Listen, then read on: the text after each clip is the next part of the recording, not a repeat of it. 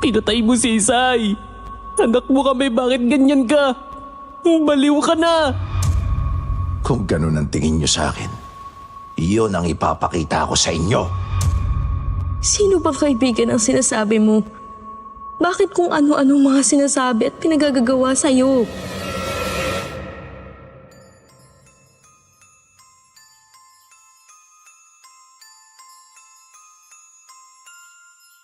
Ang kwentong ibabahagi ko sa inyo ngayon ay kwentong narinig ko lang din sa aking lolo na nangyari noon pang dekada 90 sa isang liblib na lugar sa Mindoro. Hindi ko nasasabihin kung ano ang mismong pangalan ng baryo at ng mga taong nasasangkot sa kwentong ito. Ako nga pala si Nita at sa ngayon ay 40 anyos na ako. Matagal na akong nakikinig sa seryeng ito at sa tuwing nakikinig ako ng mga kwentong katatakutan dito, ay nakaka-relate ako dahil ang lolo ko ay madalas ding magkwento sa amin nang ako'y bata pa. Kaya naisip ko na ibahagi dito ang isang kwento ni lolo na hindi talaga makalimutan. At ito ay tungkol sa mag-asawang bagong lipat sa Mindoro. Dahil mainit na sa kanilang lugar si Marcelo, marami siyang nakaaway doon. Kaya naisipan niyang lumipat kasama ang asawang si Elsa sa isang baryo sa Mindoro. Nakabili sila roon ng maliit na lote sa mababang halaga. Kaya naman pansamantala ay tinayuan iyon ni Marcelo ng maliit na bahay na yari sa kahoy, sawali ang dingding at pawid ang bubungan. May apat na anak sina Marcelo at Elsa.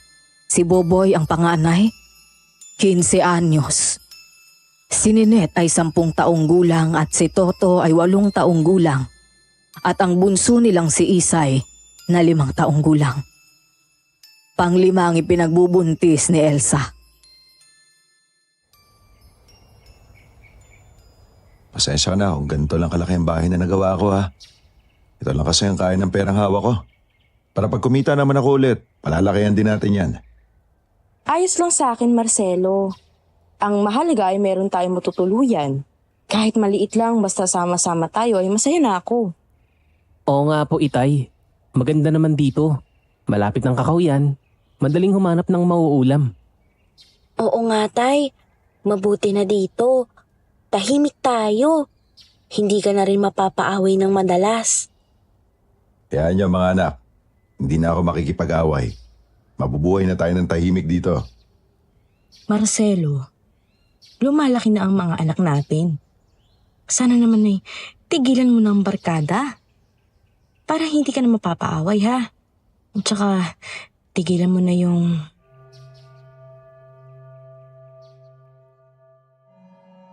Hindi na ituloy ni Elsa ang sasabihin. Paano nga ay tiningnan siya ni Marcelo ng makahulugan. Inginuso ni Marcelo ang mga anak, kaya hindi na itinuloy pa ni Elsa ang sasabihin. Bagkus ay binalingan ni Elsa ang mga anak para tumulong sa pagbababa ng mga gamit nila mula sa jeep na nakaparada sa kalsada na inarkila ng mag-anak para mahakot doon ang mga gamit nila. Noon naman ay dumating ang kaibigan ni Marcelo na si Kadjo. Pare, lumipat na pala kayo. Sabi mo sa akin kahapon, sa susunod na araw pa kayo lilipat. Kasi hindi pa natin tapos yung kabilang bahagi ng bahay mo. Nagmamadali na kasi si Elsa pare. Naisip ko na pwede naman natin gawin ang kabilang bahagi kahit nandito na sila. Oo nga, paring Kadjo. Mas mabuti pa na nandito nga rin kami para makatulong na din kay Marcelo. Para madaling matapos ang mga gagawin at makapasok na rin siya sa trabaho niya. Okay naman tong lote na nabili nyo, di ba? Mura lang ibinenta ng may-ari kasi may emergency siya. Oo nga pare. Mabuti na lang at nasabi ko sa'yo na naghahanap ako ng lote. Maganda dito. Presko ang hangin kasi malapit sa gubat. Tsaka kung kailangan ng poste at kahoy para sa bahay, madali ako makakakuha. Sige pare, ituloy na natin ang paggawa sa bahay mo. Sumang-ayon naman si Marcelo sa sinabi ni Kadyo. Kaya matapos na maibaba sa jeep ang mga gamit nila at maipasok sa loob ng bahay ay itinuloy na nila Kadyo ang paggawa sa kabilang bahagi ng bahay. Pumutol din sila ng ilang puno para gawing poste at tumabas ng mga buho para gawing dingding ng bahay. Tumulong naman sa kanila sina Boboy at Netnet. Kaya naman masayang-masaya si Elsa habang pinanonood ang asawa at mga anak na nagtutulungan. Kaya nang sumapit ang gabi, ay masayang tumabi si Elsa kay Marcelo. Nakakatuwa ang mga anak natin, di ba? Malalaki na sila at nakakatulong na rin sa atin kahit sa maliliit na bagay lang. Sana magpatuloy na ang mga ganitong pamumuhay natin. Masaya tayo at hindi na ako palaging mag-aalala sa'yo. Elsa, nangako na ako sa'yo, di ba? Paninindigan ko yun. Iiwasan ko na ang barkada. Hindi na ako maglalasing. Hindi na ako titikim ng droga. Ibubuhos ko na lang ang panahon ko sa inyo at sa trabaho. Sa lugar na ito tayo magsisimula ng bagong buhay. Ay, mabuti naman kung ganun, Marcelo. Para hindi ka naman kakaroon ng kaaway. Ayaw kung dumating ang oras na naman na kakailanganin na naman natin lumipat kasi magkakaroon ka na naman ng maraming kaaway sa lugar na to. Huwag mo nang isipin ang bagay na yon. Tulog na tayo. Magtiwala ka na lang sa sinabi ko. Napabuntong hininga na lang si Elsa. Yumakap kay Marcelo at ipinikit ang mga mata para matulog. Malalim na ang gabi nang mapabalikwa si Elsa. Paano nga ay ang lakas ng ulan? Nagpapalitan ang malakas na kulog at kidlat. Pumapasok ang liwanag na likha niyon sa loob ng bahay. Nang mapansin niyang wala na sa kanyang tabi si Marcelo, ay bumangon siya.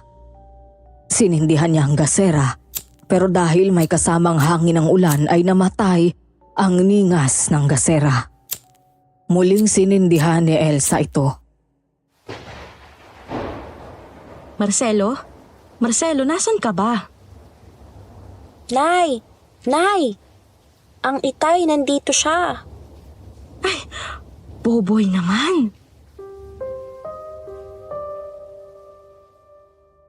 Lumabas ng bahay si Elsa. Tuluyan ang namatay ang ningas ng gasera. Hindi na niya iyon muling sinindihan kasi nakatuon na ang atensyon niya kay Netnet na nasa labas ng bahay. Naliligo na sa ulan habang nakatingin sa iisang direksyon. Marahang lumapit si Elsa kay Netnet at nakita niyang umiiyak iyon.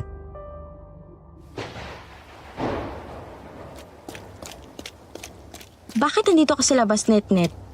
Tsaka bakit ka umiiyak? Inay, ang tatay po tsaka si Kuya Boboy, ayun po sila. Marcelo? Boboy, Diyos ko po. Sinong may gawa sa inyo niyan? Napaiyak ng malakas si Elsa nang makitang nakasandal sa puno sina Boboy at Marcelo. Pareho silang duguan.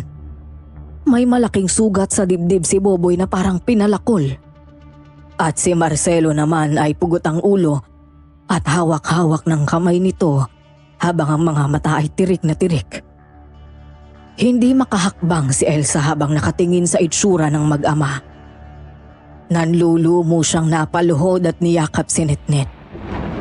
Nang muling kumulog at kumidlat na lumikha ng liwanag, ay mayroon siyang nakitang lalaking nakatayo sa hindi kalayuan. May hawak ding palakol. Hindi masyadong naaninag ni Elsa ang mukha dahil sa dilim ng paligid. Pero tuwing kukulog at kikidlat, ay naaaninag niya ang galit na lalaki. Nang humakbang na ang lalaki, may dalang palakol ito at tumakbo na sina Elsa. Pero dahil buntis siya at malaki na nga ang tiyan, ay mabagal na siyang tumakbo hanggang sa madapa na lang siya. Nanay, tumayo ka na dyan. Dalian nyo, malapit na siya. Takbo na, Netnet. Dali! Dalian mo, umalis ka na dito. Hindi kita iiwan, Nay. Tumayo ka na, halika na po. Tumakbo ka na. Dali! Iligtas mo ang sarili mo. Huwag matigas sa ulo mo. Umalis ka na. Dali! Nang makita ni Elsa na malapit na ang lalaking may dalang palakol, ay itinulak na niya si Netnet para tumakbo. Sumunod naman si Netnet kahit na umiiyak. Tumakbo ito palayo kay Elsa. Nang malapitan naman si Elsa ng taong may hawak na palakol, ay tiningnan lang siya ng masama. Itinaas nito ang palakol at sa kadiliman ng gabi ay kumislap ang talim nun. Buong lakas na pinalakol si Elsa. Tumama ang talim sa dibdib ni Elsa kaya napasigaw siya ng malakas. Umalingaw-ngaw ang boses niya kasabay ng mga kulog at kidlat.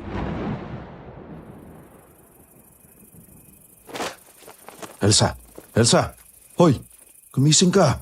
Nabangungot ka! Gising! Marcelo, buhay ka.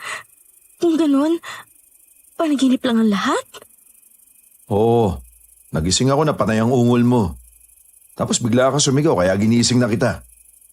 Ay, salamat sa Diyos at panaginip lang. Ayan. Kung ano-ano kasing iniisip mo kaya nadadala mo sa panaginip. Ayos ka na ba? Oo, ayos na ako ngayon nakita na kita.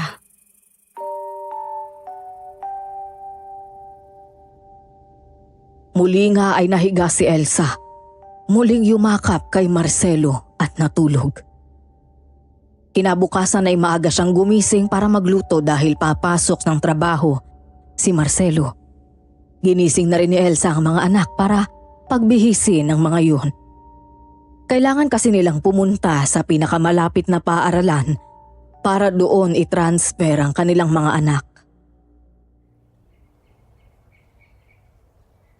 Medyo malayo na ito sa pinapasukan mong pabrika kaya dapat mas maaga ka ngayon. Wala namang problema sa akin. May masasakyan naman papunta doon eh. Itong mga anak mo ang iniisip ko. Parang malayong eskwelahan dito eh. Ayos lang po kami, tatay. Makakaya naman naming maglakad papunta sa eskwelahan. Oo nga, Itay. Ang mahalaga ay makapasok kami sa school. Kahit malayo, ayos lang sa amin. Kami na din po ang bahala kina Toto at Isay. Huwag niyo na po kami isipin, basta magtrabaho lang po kayo. Mabuti naman kung gano'n mga anak. Hayaan nyo, kapag makaluwag tayo, bibili tayo ng bisikleta, lalagyan natin ng sidecar para may magamit kayo sa pagpasok. Ano sa tingin nyo? Oo nga mga anak. O sige na, magbihis na kayo at aalis na din tayo. Pupunta tayo sa eskwelahan na malapit dito. Sumang-ayon naman kay Elsa ang mga anak nila. Naghanda na ang mga yon. Nakabihis na rin si Marcelo. Kaya sabay-sabay na rin silang umalis ng bahay. Nang makarating sa kalsada ay nag-iba ang direksyong tinungo nila. Papunta sa eskwelahan sina Elsa at trabaho naman si Marcelo. Naglakad papunta sa eskwelahan sina Elsa at makalipas ang halos isang oras ay nakarating sila roon.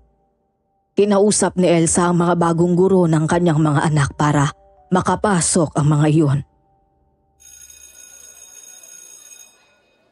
Boboy, Netnet, kayo na ang bahala sa mga kapatid nyo, ha? Huwag niyong iiwan. Opo, nanay. O siya, sige na. Uuwi na ako. Ingat kayo mamaya pag-uwi, ha? Ingat din po, Nanay. Umuwi sa bahay si Elsa at naglaba. Habang naglalaba siya sa harapan ng bahay, ay nakakwentuhan niya ang kanilang kapitbahay na si Teresita. Natutuwa si Teresita dahil mayroon na silang malapit na kapitbahay. Nalaman ni Elsa na 5 taon na doon sina Teresita pero ngayon lang nagkaroon ng kapitbahay nang dumating sila. Makalipas ang mahabang oras ay umuwi na sina Boboy galing sa eskwelahan. 6:00 na ng gabi nang makauwi si Marcelo. Sabay-sabay silang kumain. Nagdasal pa ang mag-anak. Masaya silang nagsalo-salo ng gabing iyon. Kaya akala ni Elsa ay tuloy-tuloy na ang maayos na takbo ng buhay nila. Pero isang araw ay umuwing matamlay si Marcelo. Naupo sa upuang nasa ilalim ng puno. Oh, nandiyan ka na pala. Bakit hindi ka pumapasok sa loob ng bahay? Dito na lang muna ako. Gusto ko magpalamig eh. Nakaluto na ako. Gusto mo na bang kumain? Naghihintay na nga mga bata para sabay-sabay na tayo kumain. Mauna na kayo. Dala mo na lang ako ng kape dito, ha? Bakit naman matamlay ka? May problema ba? Dami mo naman tanong eh. Pwede ba, Elsa? Huwag ka na munang sumabay sa init ng ulo ko. Huwag ka na masyadong magtanong, ha? Mauna na kayong kumain. Dala mo na lang ako ng kape dito. Marcelo, bakit kailangan mo sumigaw? Ano ba nangyayari sa'yo? Ay, ang kulit mo. Buwisit ka. Ibinato ni Marcelo ang bag kay Elsa. Tapos ay umalis.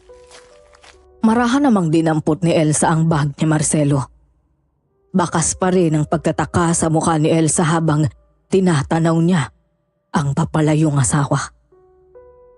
Nang mawala sa paningin si Marcelo ay napaupo siya sa upuang naroon dahil biglang sumakit ang kanyang tiyan. Kumislot ang sanggol na nasa sinapupunan niya. Mabuti na lamang at nakarating na si Marcelo sa bahay ni Kadyo. Nakikipag-inuman naman si Kadyo ng pagkakataong yun. Oy, paring Marcelo. Alika, tuloy ka. Teka, bakit parang hindi maipinta ang mukha mo? May problema ba? Pare, malaki yung problema ko eh. Yung pinapasukan kong pabrika, nalugi na at magsasarado na. Kaya wala na akong trabaho ngayon. Malaking problema nga yan. Alam na ba yan ni Elsa? Hindi ko pa sinasabi sa kanya. Inaway ko na kasi siya nung umuwi ako. Masyado kasi maraming tanong eh. Nako, mabuti pa mamaya na natin yung pag-usapan. Umupo ka na lang muna at sabayan mo kami ni Chong Nestor. Saktong-sakto. Nagkatay ako ng pato at lambanog.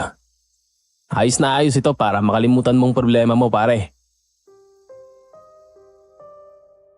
Napangiti naman ng bahagya si Marcelo.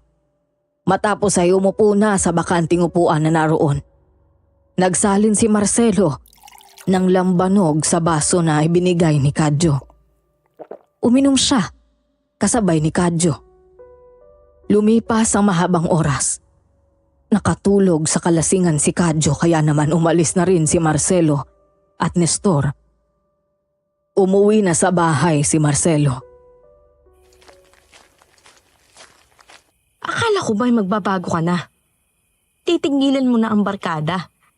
Iiwasan mo na ang paglalasing. Elsa, pagod ako ha. Gusto ko na magpahinga. Huwag ka nang dumagdag sa problema ko. Bakit kasi sinasarili mo ang mga problema mo?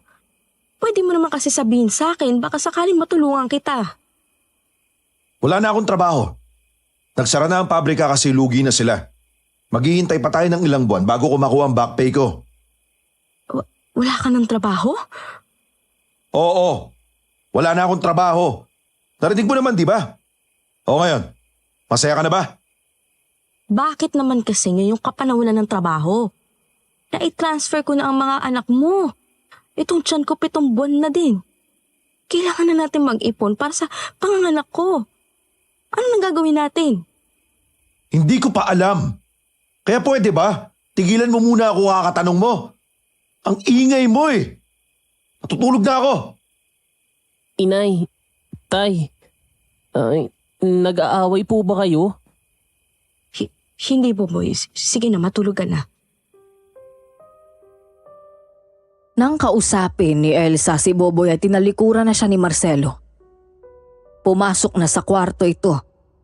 Nagubad ng damit at nahiga. Dahil sa kalasingan ay madaling nakatulog, pero kinabukasan ay maagang gumising ito. Matagal itong namalagi sa ilalim ng puno ng mangga habang nakatingin sa malayo at panay ang buntong hininga. Magkape ka muna. Marami kang nainom kagabi kaya siguradong masakit ang ulo mo. Pasensya ka na sa akin kagabi ha. Di ko kasi alam kung paano pa tayo makakaraos ngayong wala na akong trabaho. Ang dami pa naman natin pagkakagastusan. Ay, maghahanap na lang din ako ng trabaho para matulungan kita. Mahirapan ka magtrabaho sa kalagayan mo na yan. Ako na lang ang maghahanap ng trabaho. Tama si paring Marcelo. Oh, parang Kadyo. Pare, solved na ang problema mo. Maraming kailangang trabador sa construction site. Sama tayo. Sige pare, sasama ako. Kailangan ko nga ng trabaho ngayon eh. Ikaw nga agad ang naisip ko nung sabihin ni Chong Nestor na kailangan pa niya ng mga trabahante sa construction site. Bukas daw magsisimula ang trabaho natin. Oh, ayun naman pala eh. Nako, salamat ng marami paring Kadyo. Masyado na talagang problemado itong si Marcelo kagabi. Salamat paring Kadyo ah. Kahit wala akong alam sa construction, papasukin ko yan. Kasi kailangan ng pamilya ko. Oo, labor ka na lang muna sa simula. Medyo mababa lang ang isang araw pero makakatulong pa din yun sa pamilya mo. Nang sumunod nga na araw ay pumasok na sa construction sina Kadyo at Marcelo. Pero para talagang inaabot ng kamalasan si Marcelo. Dahil pagdating nila sa lugar, ay may isang grupo doon ng mga kalalakihan na dati na palang nakaaway ni Kadyo. Kaya nang makita ng mga ito si Kadyo, ay inupakan nila ito. Hindi naman natiis ni Marcelo si Kadyo kaya ipinagtanggol niya ito. Isa sa mga lalaking nakalaban niya ang pinalo niya ng pala. Tinamaan yun sa likuran. Ang isa naman ay tinamaan sa muka. Kaya pumutok ang ulo nun at naduguan. Ang isang lalaki naman ay hinampas niya ng malaking bato sa ulo. Dahil sa gulong yun, ay dinala sina Kadyo at Marcelo sa barangay habang ang mga nakalaban nila ay dinala sa ospital. Sa barangay ay pansamantalang ikinulong ang dalawa. Pare, nakakahiya naman sa'yo. Ay, nadamay ka pa sa gulong na pasukan ko. Hindi naman ako papayag na pagtulungan ka nila pare. Hindi pwede na manood lang ako habang ginugulpi ka nila no. Salamat pare. Balang araw makakabawi din ako sa'yo. Ayos lang yun pre. Ang iniisip ko lang si Elsa at ang mga anak ko.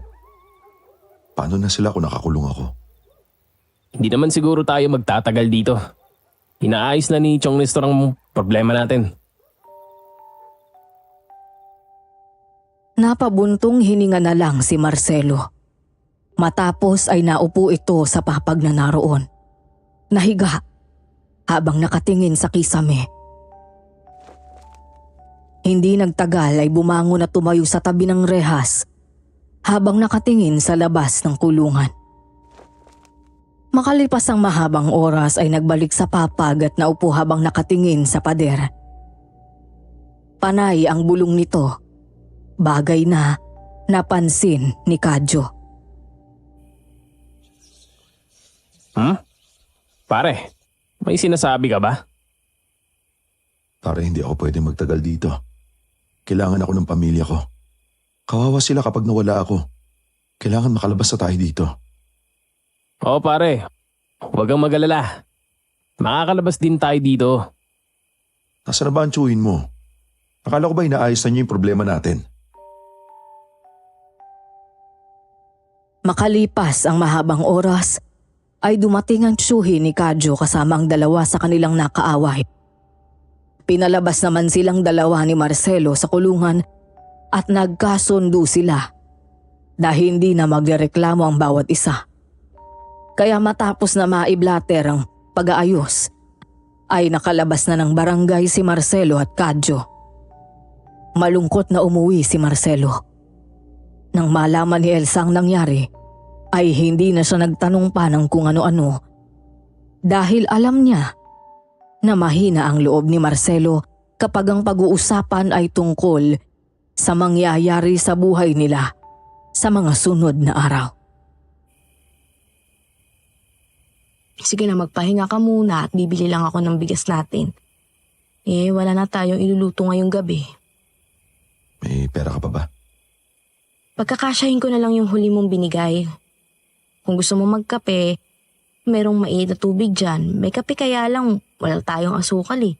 Bibili pa lang ako ngayon. Sige, hintayin ko na lang pagbalik mo. Nang makaalis na si Elsa ay pumasok sa loob ng kanilang bahay si Marcelo at nakita nitong umiiyak ang bunsong anak na si Isay. Pilit na bang iyong pinapatahan ng anak na si Netnet. Nang makita ni Netnet ang ama, ay kaagad itong lumapit at kumapit sa kanya.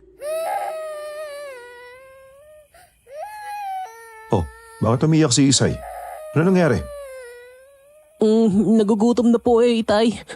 Sumasakit daw po ang tiyan niya. Wala na po tayong bigas. Kakaalis pa lang po ni nanay. Isay, uminom ka muna ng tubig. Mamaya konti lang, babalik na ang nanay mo at makakaluto na. Iyon nga po ang sabi ko sa kanya, itay. Ayaw lang niya sumunod kasi puro tubig na iniinom namin maghapon. Sa sinabing iyon ni Netnet nakaramdam ng sobrang kirot sa dibdib si Marcelo. Awang-awa siya sa mga anak habang pinagmamasda ng mga iyon.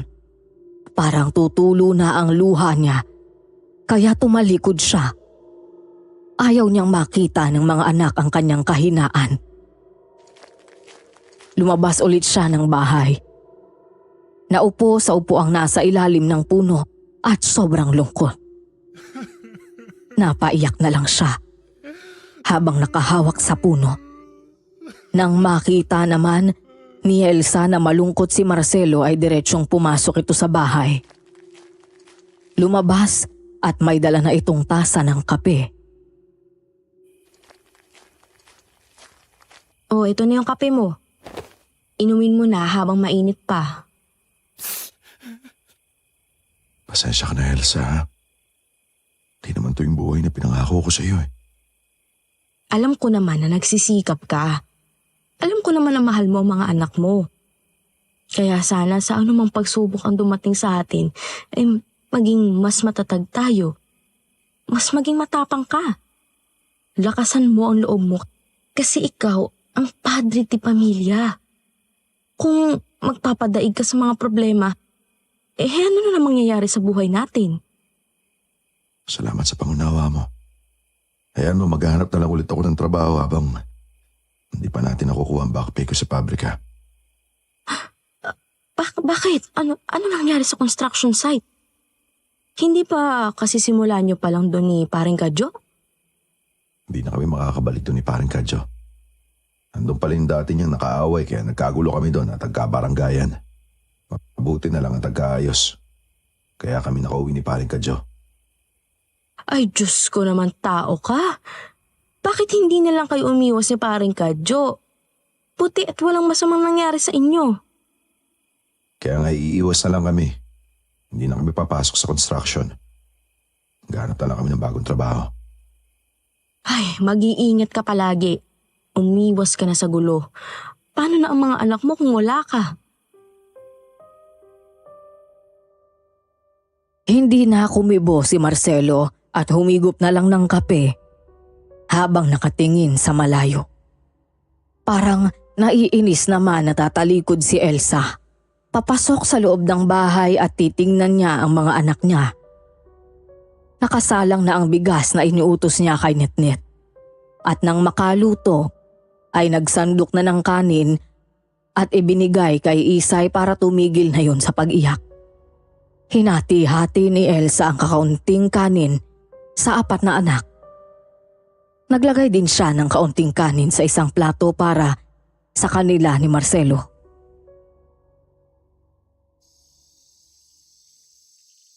Nanay, anong ulam natin? nasan po bang ilulutong ulam? Wala tayong iluluto ngayon eh. Pambili ng 1 kilong bigas ang pera kong dala. Lagyan mo na lang ng toyo at mantika yung kanin habang mainit pa, anak. Ay, Isay, ikaw kumain ka na para malagyan naman ng pagkain yung tiyan mo. Sige po, Nay. Ako din po, kakain na ako kahit asin lang ang ulam. Ako din. Kakain na din ako. Kahit ganyan lang ang ulam. Ang mahalaga ay magkaroon ng laman ng ating sikmura. Tama si Boboy. Sige na, kumain na kayo kaysa matulog naman kayong gutom.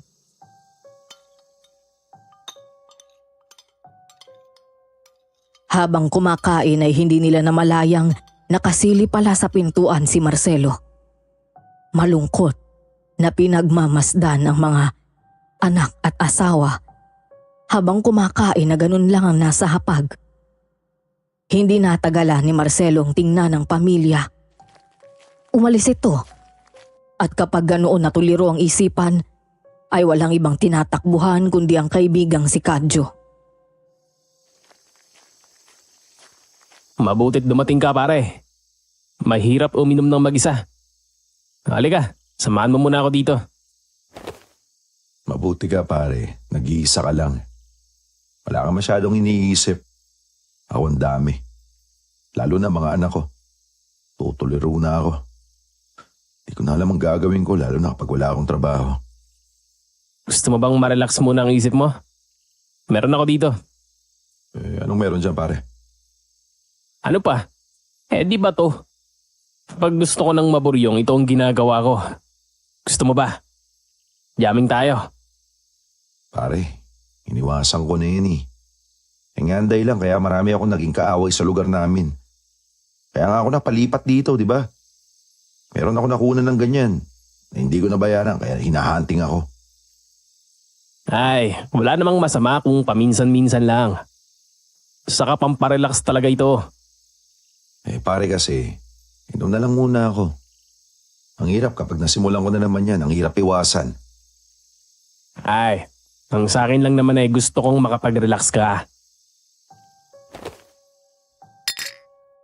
Nagsimulang mag-inuman ang dalawa habang pinapakinggan ni Kadyo ang lahat ng hinaing sa buhay ni Marcelo. Marami na silang nainom at nakaramdam ng pagkalasing si Marcelo pero ayaw pa nitong umuwi. Ayaw niyang makita ang ganoong kalagayan ng pamilya kaya napilitan itong gumamit ng ipinagbabawal na gamot. Ilang sandali pa'y parang normal na siya ulit. Nawala na ang kalasingan. Anong sabi ko sa'yo, pare? Hindi ba marerelax ka? Oo nga pare, iba talaga ang epekto ng bato. Para akong relax na relax. Parang masab gumala pare. Mag-uumaga na rin naman. Mag-ikot-ikot na tayo. Baka makakita pa tayo ng pagkakakitaan. Sige pare, hanap tayo ng pagkakaperahan. Huwag kang mag-alala, tutulungan kita sa problema mo. Ayos ka talaga pare ko. Tayo na, diskarte tayo. Nang sumikat nga ang araw ay gumala sina Marcelo at Kadyo para humanap ng pagkakakitaan. Pero parang sinusubok talaga sila ng pagkakataon. Dahil ang dalawa na nakalaban nila sa construction site ang nakasalubong nila sa may kakahuyan. Mainit pa rin ang dugo ng mga iyon. Kaya pala hindi nagdemanda ay mayroon palang balak na gumanti. Igaganti ang dalawang kasama nila na hanggang ngayon ay nasa ospital. Nanlalaki ang mga mata ni Marcelo habang nakatingin sa mga kaharap. Pare, bad trip naman.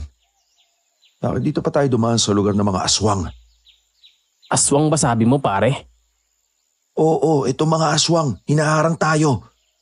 Gusto yata tayong kainin eh. Pero hindi ako papayag ng ganun lang. Lalaban ako pare. Buong tapang nga na lumaban si Marcelo sa mga kaharap na kalaban. Ang matatalas na patalim na hawak ng kanilang mga kalaban ay matatalim na kuko ang tingin ni Marcelo. Lalo na nang isa sa mga lalaking naroon ang inundayan ng saksak si Marcelo. Nahiwa ang tiyan niya. Nagawa niyang agawin ang patalim at saksakin ng dalawa hanggang sa mapatay ang mga iyon. Pare, may sugat ka. Dadalhin kita sa ospital. Oo nga pare, itong isang aswang nadali ako. Pero napatay ko naman siya. Huwag mo na akong dalhin sa ospital. Sa albularyo mo ako dalhin para makontra ang kamandag nitong aswang. Sigurado ka? Pahiwa ang tama mo ah. Hindi pa tusok. O pare, umalis na tayo dito. Bago pa may makakita sa atin. Hanap muna tayo ng lugar na pagtataguan. Baka masundan pa tayo ng mga aswang na kasama nito. Sige, doon na lang muna tayo sa kakilala kong manggagamot. Pwede tayo doon kahit ilang araw. Isinama ni Kadyo sa kakilalang manggagamot si Marcelo. Kagad namang ginamot si Marcelo. Mahaba at malalim ang sugat ni Marcelo. Mabuti na lang at hindi tumago sa bituka ang pagkakahiwa sa kanya. Habang ginagamot si Marcelo ay nakatulog ito. Hapon na nang magising siya. At nakita niya na nasa kulungan ng baboy si Kadyo at ang kaibigang manggagamot nito. Nawala na ang epekto ng ipinagbabawal na gamot kay Marcelo.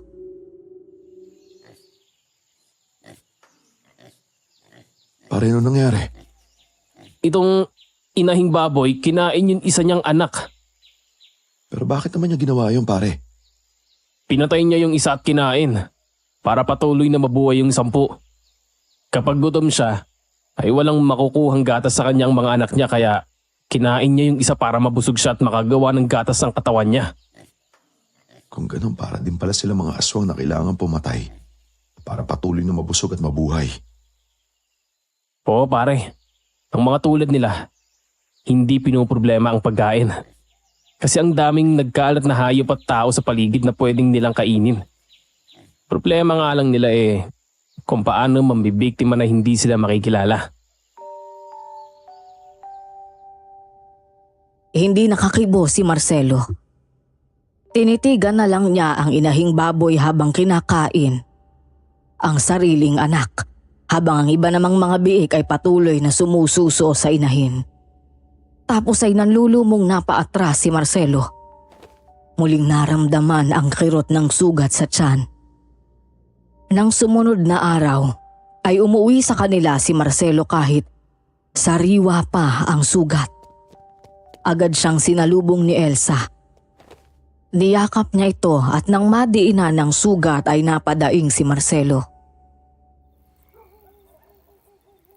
Saan ka ba galing? Nag-aalala na kami ng anak mo sa'yo eh. Tsaka anong problema? Bakit may sugat ka? Nandito na ako. Huwag ka na mag-alala. Mga bata, nasa sila? Nasa loob ng bahay. Ikaw nga ang iniintay nila. Hindi pa ako nakakaluto kasi wala na akong pera. Hindi mo pa ako sinasagot. Bakit nagkasugat ka dyan? Huwag ka na magtanong, pwede Elsa? Ang mahalaga nakabalik ako ng buhay. Oh, ito ang pera. Bumili ka ng bigas para makapagluto ka na. May babalikan lang ako kay paring Kadyo.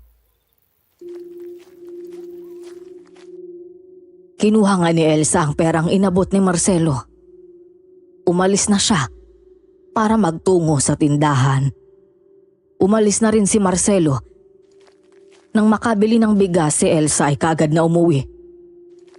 Makalipas naman ng halos 1 oras ay bumalik si Marcelo na may dalang karne na nasa bayong. Niluto naman yun ni Elsa at ibinigay sa mga anak. Nakakain ng maayos ang mga anak nila at kinabukasan, maagang gumayak si Elsa. Saan ka pupunta, Elsa? Maghahanap ako ng trabaho. Ngayong meron kang sugat ay hindi ka makakapagtrabaho na maayos. Malaki na ang tiyan mo oh. Dito ka na lang sa bahay. Ako na lang ang alis. Mamamatay tayo sa gutom, Marcelo. Kapag ikaw ang inasahan namin. Tingnan mo nga yung kalagayan mo ngayon. Kahit hindi ka magsalita, alam kong napaaway ka na naman. Hindi ka marunong umiwas sa gulo. Hindi mga ordinaryong tao ang nakalabang ko. Mga aswang sila. Kung hindi ako lumaban sa kanila, baka kinain na nila ako. Pasalamat ka nga at umuwi pa ako ng buhay. Anong aswang pinagsasabi mo? Hoy, Marcelo, nagdodroga ka na naman ba? Anong aswang pinagsasabi mo, ha? Hindi ah. Hindi ba nangako na ako sa'yo na hindi na ako gagamit niyan? Aswang talaga ang nakahawi ko kahapon. Kaya nga sana huwag ka nang umalis. Kasi baka balikan tayo ng mga kasama ng mga yon. Hay naku, tigilan mo nga ako, aalis na ako. Walang nagawa si Marcelo nang umalis si Elsa. Napaupo na lang siya sa ilalim ng malaking puno.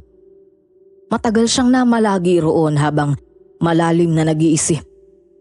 Lumipas naman ang maghapon. Umuwi si Elsa at may dalang bigas, noodles, kape at asukal na sinalubong naman ni Boboy at Netnet. Boboy, Netnet, lutuin niyo na ito agad ha para makakain na tayo. Opo, Nay. Nasaan ang tatay niyo? Nandito ako. Bakit ngayon ka lang? Oh, hindi ba sinabi ko naman sa iyo na maghahanap ako ng trabaho para makatulong ako sa iyo? Nakakita naman ako.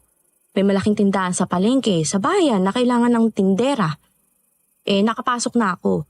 Bumali na nga ako agad para may maibili ako ng pagkain natin. Mabait naman yung may-ari kaya pinabali ako. Pasamantala ka lang papasok dyan ha. Kapag may trabaho na ako, titigil ka na. Malapit na akong manganak. Pero hanggang ngayon wala pa tayong naiipon. Kaya habang kaya ko pa, papasok muna ako.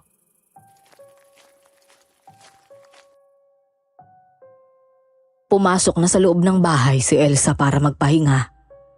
Nang makaluto, sina Boboy at Netnet ay naghain na ng pagkain ng mga ito.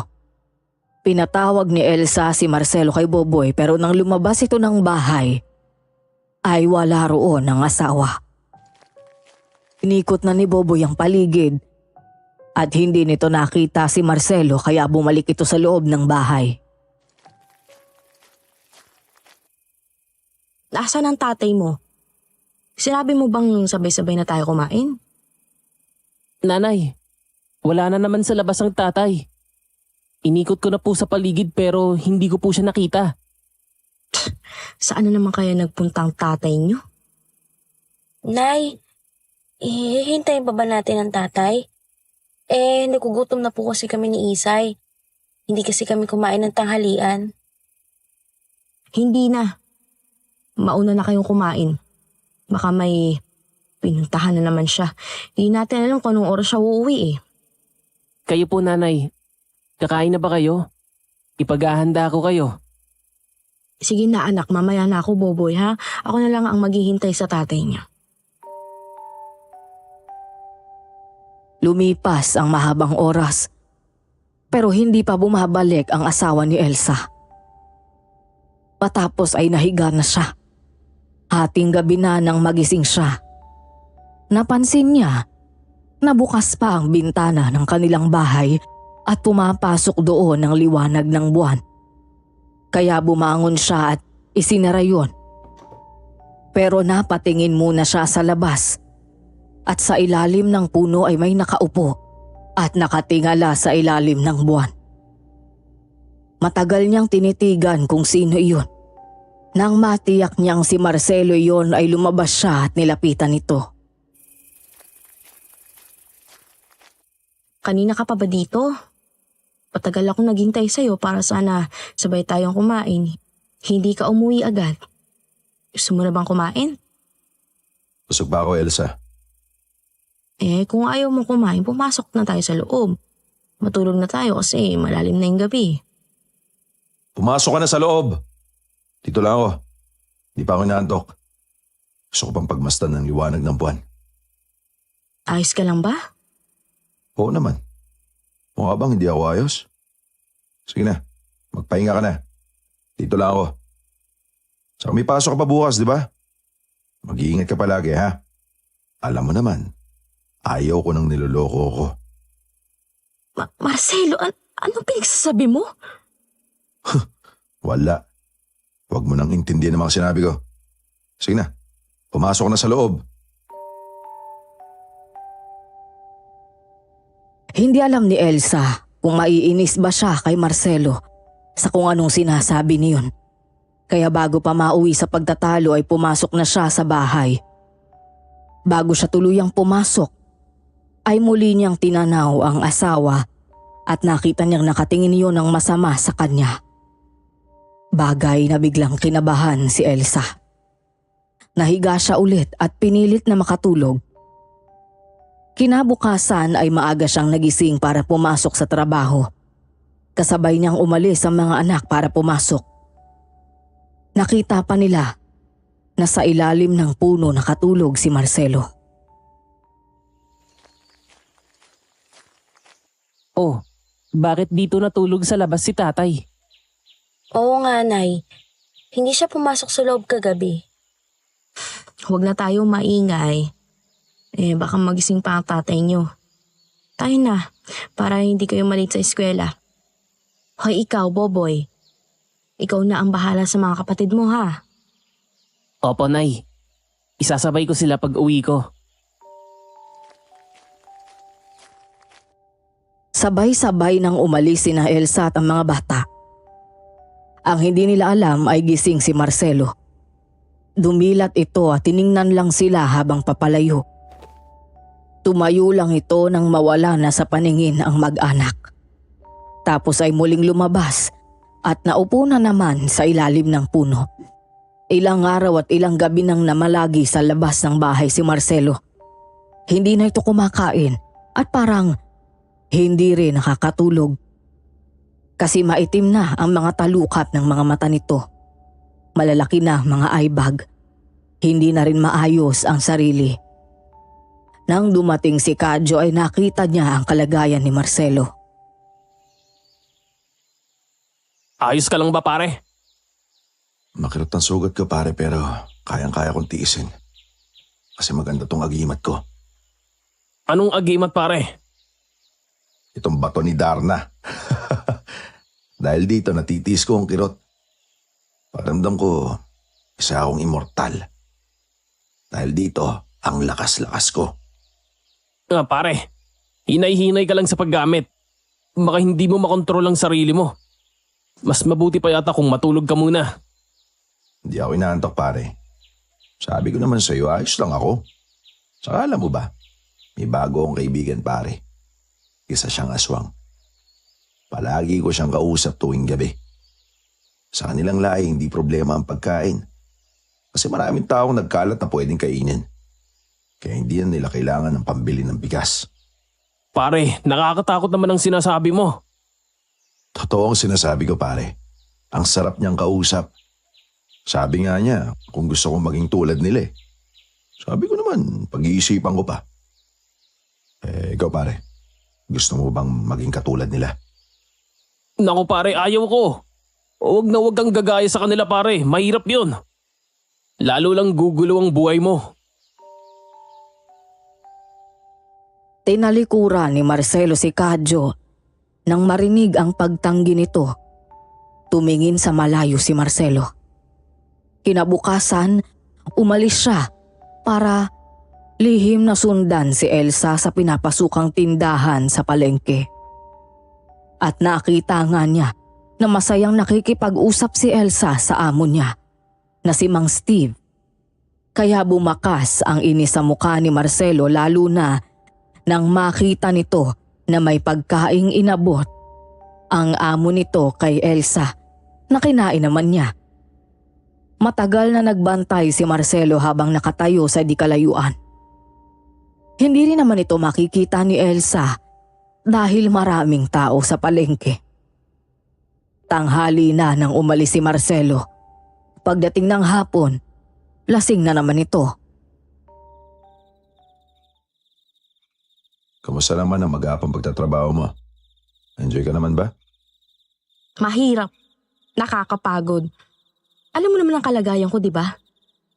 Mahirap, nakakapagod. Pero masaya ka naman, di ba? Lalo na kung nililibre ka ng merienda ng amo mong lalaki. Tuwang-tuwa ka pa habang kumakain. Alam mo, Marcelo, hindi ko na alam mga pinagsasabi mo eh. Lasing ka, no? Amoy alak ka eh. May sugat ka, kaya hindi kita pinayagang magtrabaho.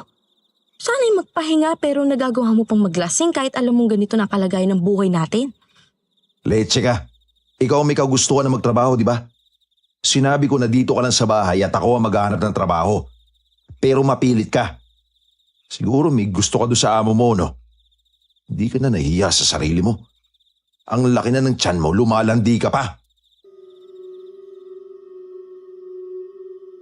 Sa inis ni Elsa sa asawa sa ginawang pangiinsulto sa kanya, ay sinampal niya ito. Napaiyak sa sama ng loob si Elsa. Hindi na napigilan na ilabas ang lahat ng sama ng loob sa kanyang asawa. Ang kapal na mukha mo. Wala ka nang maayos sa trabaho kaya ako naghanap ng pagkakakitaan para may makain tayo. Para may pambaon ng mga anak mo. Tapos, pag-iisipan mo pa ako ng ganyan? Anong klase ka bang tao ha? Dapat ka ikaw ang pumapasa ng lahat ng to. Pero hindi mo magawa. Kasi mahina ka. Malakas na ang loob mong sumagot.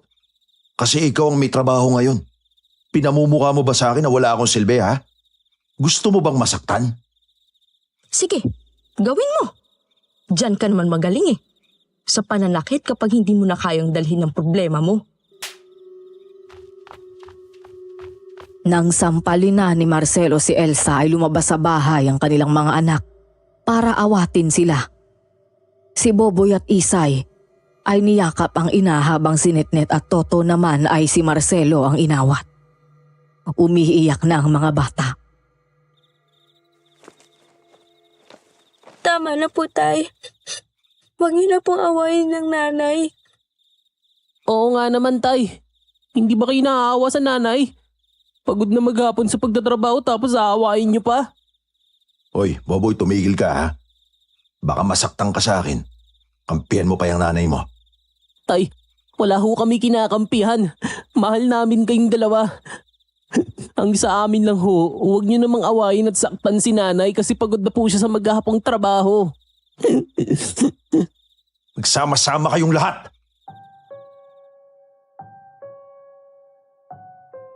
Inis na umalis si Marcelo. Yun naman ang pagkakataon na muling dumalaw si Kadyo at naabutan nga si Elsa sa labas ng bahay. Nakasalubong pa ni Kadyo ang kaibigan pero hindi siya pinansin. Anong nangyayari kay pare? Bakit galit na naman? Panay ang bulong ng makasalubong ko. Tinatanong ko, hindi ako pinansin. Nag-aaway kasi kami. Nagagalit ng walang dahilan. Pinagbibintangan ako sa kasalanang hindi ko naman ginagawa. Hindi ko na nga alam kung anong nangyayari sa kanya. Mabuti pa siguro patingnan mo na siya sa doktor. Parang nalipasan na ng gutom si pare eh. Wala naman akong pera na gagamitin para sa kanya.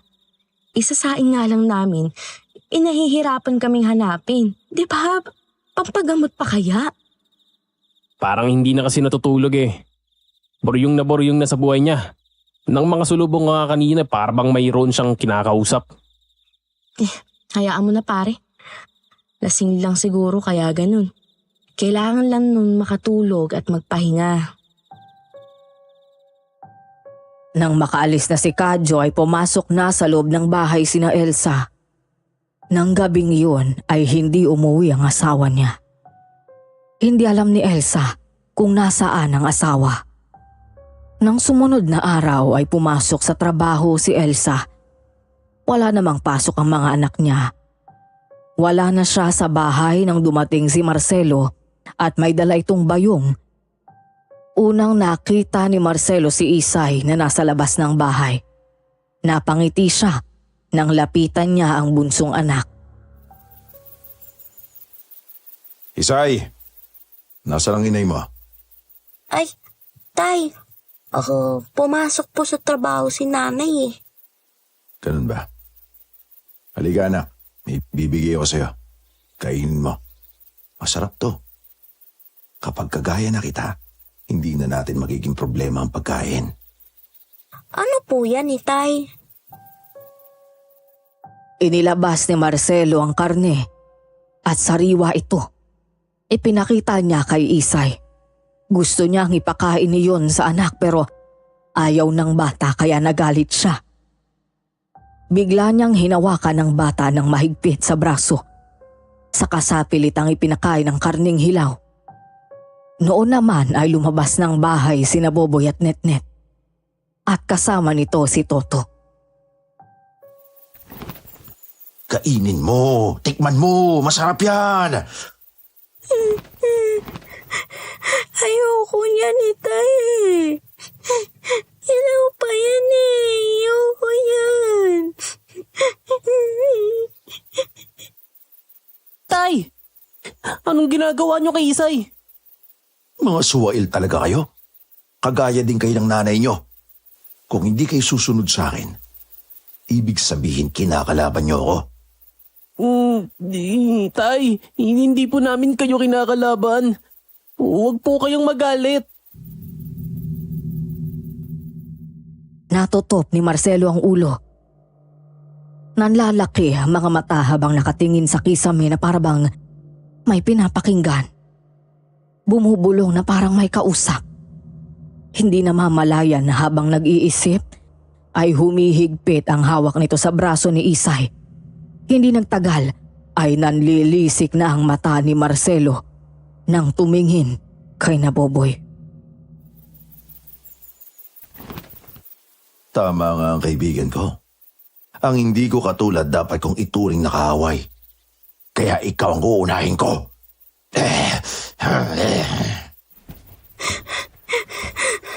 Tatay!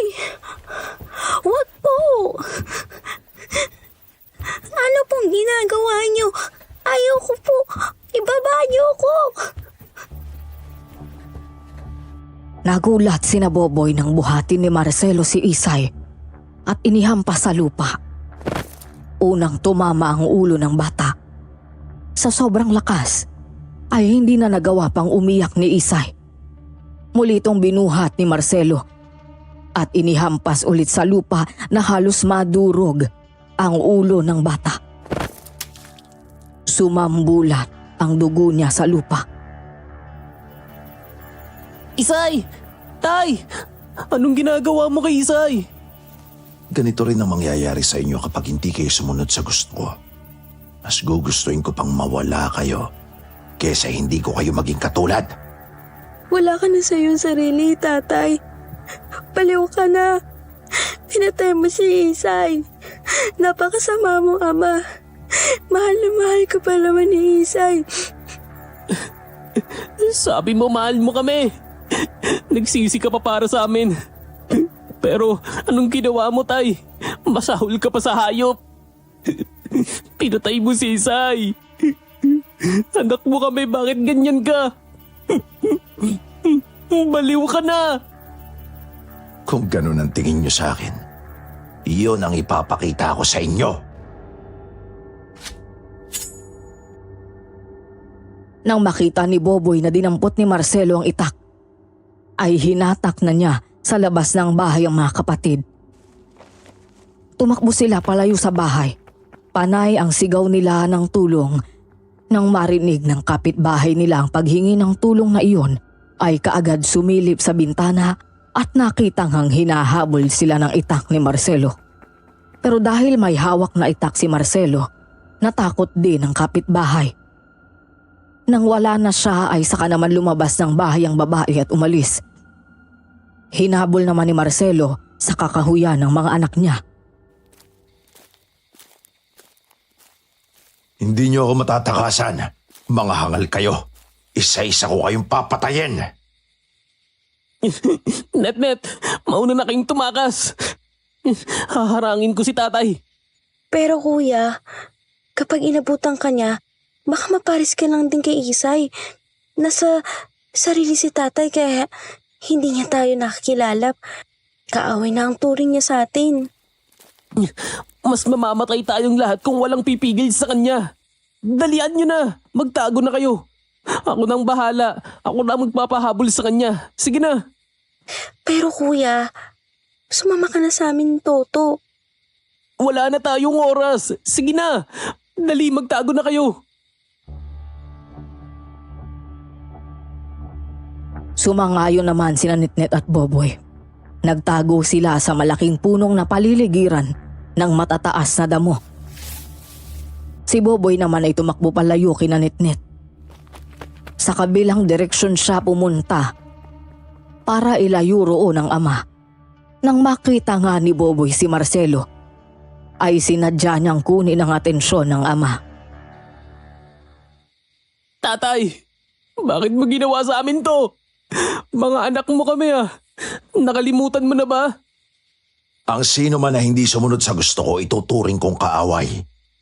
Kagaya mo, manang-mana ka sa nanay mo. Hindi ko nga sigurado kung anak ba talaga kita. Kaya dapat sa inyo mawala din. Naging mabuting asawa ang nanay sa'yo. Ikaw lang ang nag-isip ng hindi maganda sa kanya. Yung pagkukulang mo sa amin. Si nanay ang gumagawa pero sa kabila nun, pinag-iisipan mo pa ng masama. Lagi mo akong ginagalit sa sinasabi mo. Tama nga ang kaibigan ko. Hindi ka na dapat pabayaan na lumaki pa. Kasi kapag nagkasungay ka, susuwagin mo pati ako. Galit na galit si Marcelo nang habulin ng taga si Boboy. Mabilis namang tumakbo sa kakahuyan si Boboy para takasan ang nagwawalang ama. Makalipas ang mahabang oras, pagod nang bumalik si Marcelo sa bahay. Pumasok siya at isinara ang pinto. Ilang oras ang lumipas, dumating si Elsa kasama ang kapitbahay na babae na siyang sumundo sa kanya sa palengke. Nang makita ni na Elsa na nakasara na ang pintuan, ay pumasok sila ng marahan. Nakita nilang mayroong mga karne na hinuhugasan sa palanggana si Marcelo. Marcelo, nasaan ang mga anak mo? Nandyan lang siguro sila sa labas. Naglalaro lang. Nagkakagulo daw dito eh. Sabi nila, ano kang problema nyo at ng mga bata? Mga suwai lang anak mo eh. Hindi sila marunong sumunod sa akin kaya naghalit ako sa kanila. Kung ganun, nasan sila? Boboy? Net-net, Toto? Isay, nasan kayo? Hinanap ni Elsa sa bahay ang mga anak. Hindi niya makita, kaya lumabas siya. Umikot siya sa likuran kung saan doon niya nakita ang ulo ng anak niyang bunsong si Isay. Yanig ang buo niyang katawan. Ilang beses siyang lumunok habang nakatingin sa ulo ni Isay na nasa bunton ng mga basura.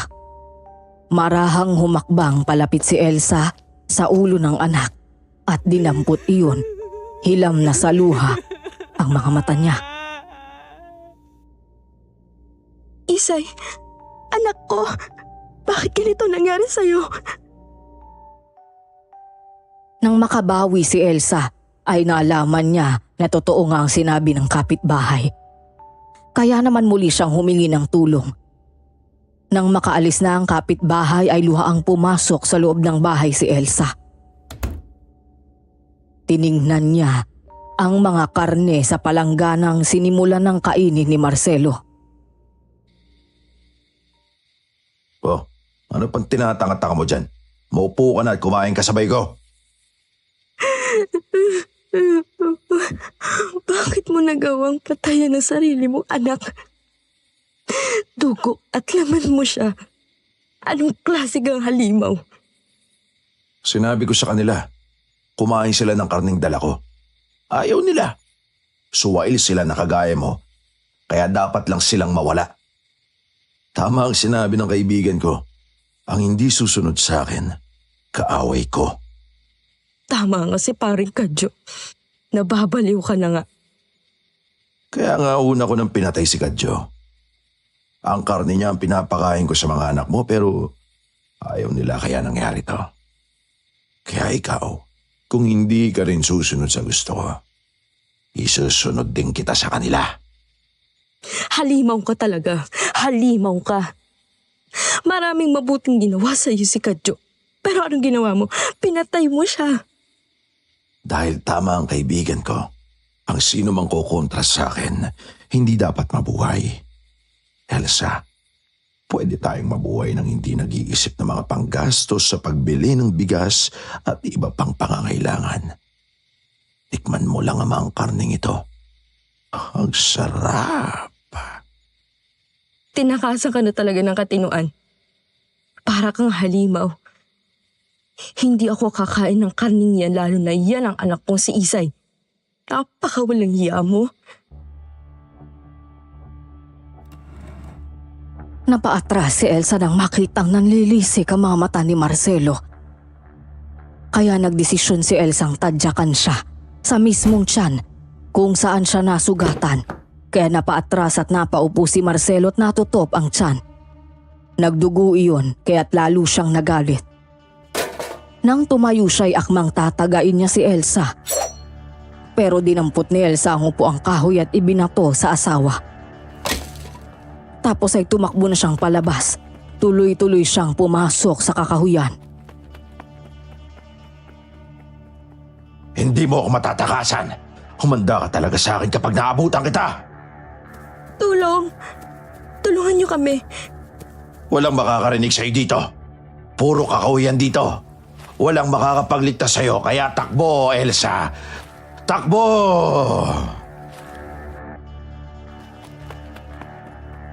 Nagpatuloy sa pagtakbo si Elsa para iligtas ang sarili. Lalo pa nga't alam niyang tuluyan ang nawala sa sarili ang asawa. Kahit na masakit ang tiyan niya ay nagpatuloy siya sa pagtakbo. Nagsuot siya sa mga masukal na parte ng kakahuyan. Hanggang sa madapa siya. Noon niya napansin ang mga dugo sa damuhan, hinaplos niya ang sariwang dugo. Saka'y ginala ang paningin. Muli niyang naisip ang mga anak niya. Boboy? Boboy? Net, mga anak ko, nasa na kayo, Toto? Anak. Sige, hanapin mo sila kung makikita mo pa. Para sabay-sabay ko na kayong tapusin. Diyos ko, nasa na po kaya ang aking mga anak? Boboy? Net? Tumakbo siyang muli at nagsisigaw para marinig ng kanyang mga anak na hinahanap niya ang mga yun. Pero hindi sila Boboy ang nakasalubong niya, kung hindi ang kanyang asawa. Napatras siya. Nagmadali siyang tumakbo. Hinabol naman siya ni Marcelo na sa pagkakataong yun ay palakol ang dala niya. Tumakbo si Elsa kahit na nasugatan na ang braso niya, mukha at katawan. Si Marcelo ay patuloy naman siyang hinabol. Nang matanaw ni Marcelo na malayo na si Elsa, ay tumigil siya sa pagsunod dito.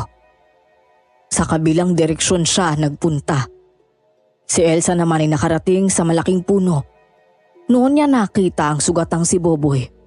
Malaki ang sugat sa dibdib ng anak. Nay! Nanay ko! Boboy, anak? Ang laki ng sugat mo. Ang itay po. Siya ang tumaga sa akin. Nawawala na siya sa kanyang sarili. Boboy, anak, wala na si Isay. Patay na siya ang tatay mo. Wala na ang sakit niya sa utak. Si Netnet po at Toto, pinatago ko sila doon. Saka ako nagpahabol kay tatay. Ako po ang nagpahabol sa kanya. Dito niya ako inabutan kahit anong pagmamakaawa ko po. Hindi na siya nakikinig sa akin. Galit na galit siya. Hindi niya daw ako anak. Totoo po ba yun, Nay? Anak ka niya, Boboy. Naging mabuti akong asawa sa kanya. Hindi ako nagtaksil kahit kailan.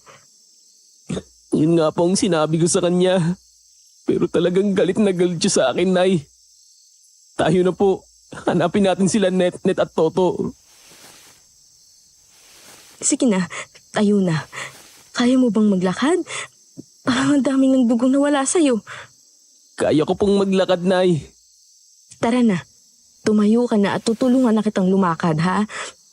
Kailangan na nating umalis dito. Ang itay mo, hinahabol ako. Nailigaw ko lang siya. Sana po ay matauhan na ang itay. Huwag na niya tayong patayin. Tinulungan ni Elsa na makatayo si Boboy. Nang hihina man ito ay tumayo pa rin. Kahit nahihilo na ay pinalalakas pa rin niya ang loob ng ina dahil nakikita nito na iyak ito ng iyak habang naglalakad sila at binabagtas ang masukal na daan pabalik sa lugar kung saan iniwanan ni Boboy sina Netnet.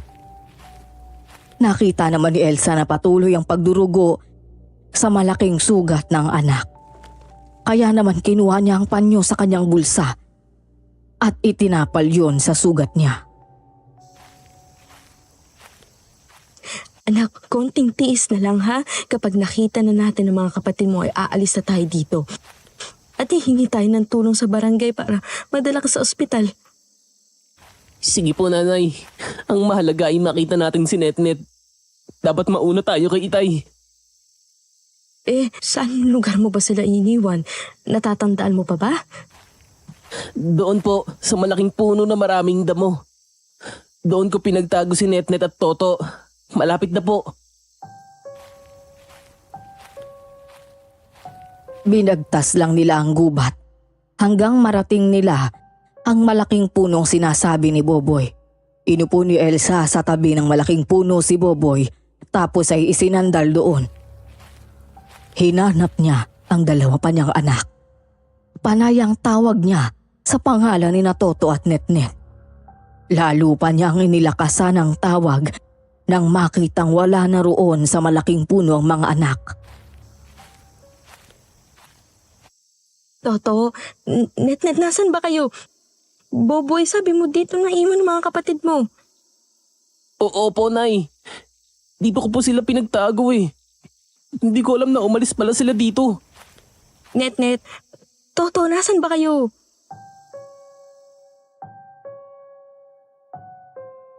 Mula sa isang puno pa, nasa di kalayuan ay lumabas sina Netnet at Toto. Kapwa hilam sa luha ang mga ito nang makita si Elsa, tapos ay marahan silang lumapit. Napaiyak ng impit si Netnet at Toto nang mayakap ang ina. Umiyak naman ang kanilang ina. Ang tatay po, pinatay niya si Isay. Para siyang halimaw. Kumain siya ng sariwang karne. Alam ko, anak. Kaya, kailangan na nating umalis dito, ha? Kailangan nating matakasan ng tatay niyo. Boboy, halika na, anak. Subalit hindi na sumagot si Boboy. Kahit na nakatingin ito kay Elsa. Kinabahan ang babae at nilapitan niya ang anak. Napagtanto niyang namatay ng dilat si Boboy. Kaya naman napahagulgul siyang muli habang yakap ang anak.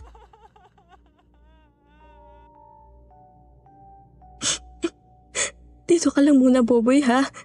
Babalikan kita. Kailangan ko lang iligtas sa mga kapatid mo, ha?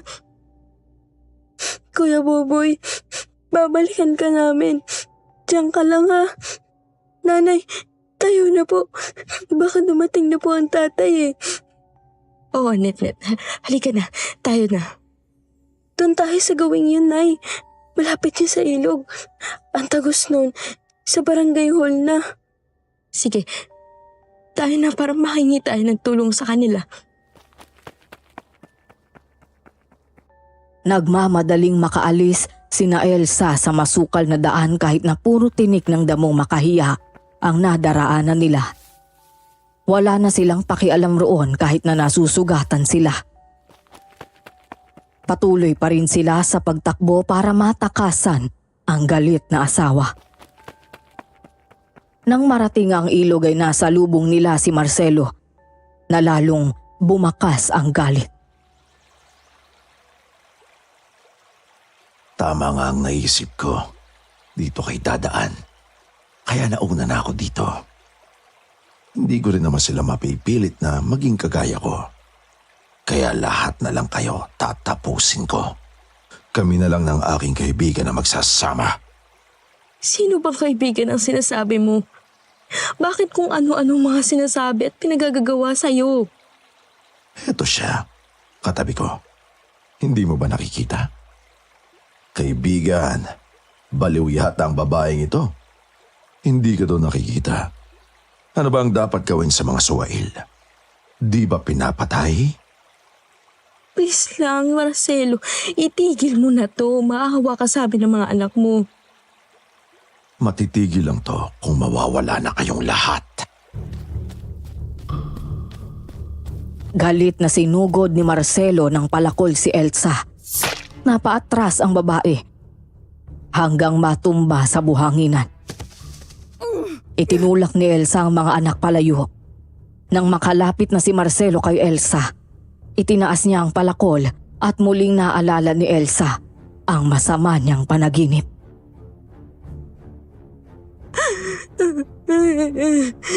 Tama pala ang panaginip ko. Ikaw pala ang lalaking yun na may hawak ng palakol. Ikaw pala ang walang puso na papatay sa akin. Ngayon tapos na ang seremonyas mo. Tatapusin na kita para ang dalawang bubwit na lang yun ang problema ko. Tatay, wag po. Maawa kayo kay inay. Nilingon ni Marcelo ang mga anak. Sinamantala naman yun ni Elsa at dumampot ng buhangin. Isinaboy niya yun sa mukha ni Marcelo. Kaya kahit pinalakol niya si Elsa ay naiwasan ito ng babae. Iwinasiwas ni Marcelo ang hawak niyang palakol. Dahil wala itong makita, hindi alam ni Marcelo na malayo na pala si Elsa. Nang habulin sila ni Marcelo, sumubsob siya sa tubig at nawala ang buhangin sa mata. Elsa, talagang ginagalit mo ako. Hindi mo ako matatakasan. Nang makita ni Marcelong nakatawid na ang mag-iina sa ilog, ay nagmadali din itong tumawid. Mabilis niyang binagtas ang daan paahon doon, tapos ay muling nakita sina Elsa. Pero sa pagkakataong ito, kasama na ni Elsa ang mga tauhan ng barangay na sinundo ng babaeng kapitbahay. Kaya nang makita yun ni Marcelo, tumakbo siyang pabalik ng ilog, pero naroon na ang ibang kalalakihan kasama naman ang tiyo Nestor ni Kadyo. Parang awa mo lang, Marcelo. Huwag mo nang palalain ang sitwasyon. Sumuko ka na. Hindi ako susuko! Nang mapatingin si Marcelo kina Toto at Netnet at nakita nito na umiiyak ang dalawa, katulad ng pag-iyak ni Elsa, bago pa makabawi si Marcelo, ay nadamba na siya ng mga kalalakihan. Naagaw ang hawak niyang palakol at tinalian ang mga kamay niya. Nagsisigaw siya, umiyak at tumawa habang pinipigilan siya ng mga taong naroon. Dinala sila sa barangay habang ang bangkay ni Boboy ay hinanap sa kakahuyan ng mga tauhan ng barangay. Nang dumating ang mga pulis ay kinuha ng mga ito si Marcelo at dinala sa mental.